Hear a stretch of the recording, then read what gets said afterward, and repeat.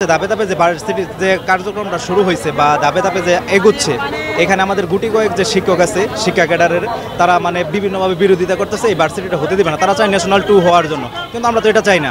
আমাদের দরকার অধ্যাদেশ। আমার 23-24 সেশনে ফাইনাল পরীক্ষা চলতেছে। আমার এই মুহূর্তে পড়ার টেবিলে থাকার কথা, আমি পড়ার টেবিলে থাকার কথা। আমি এই মুহূর্তে মানে সকাল 6টা মানে গোসলগাঁও করে এখানে চলে আসছি, মানে করার জন্য, আন্দোলন করার জন্য। আমার এই মুহূর্তে মানে পড়ার টেবিলে থাকার কথা। আপনি দেখে থাকবেন যে আমাদের যে ইউজিসি থেকে যে বলছে, মানে আপনার স্কুলিং মডেলটা কথা বলছে, এইভাবে হলে মানে আমাদের জন্য ভালো হয়।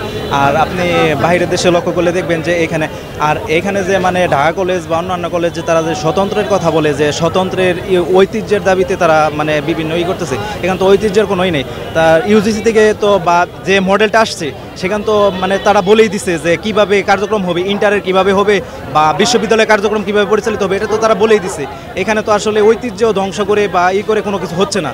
তাহলে তারা কেন মানে মব সৃষ্টি করে ইন্টারে পোলাপান দিয়ে আন্দোলন করাবে বা আমাদের মাঝে ঝামেলা সৃষ্টি করাবে? এটা তো আসলে তাদের দ্বারা আমরা আশা করিনি।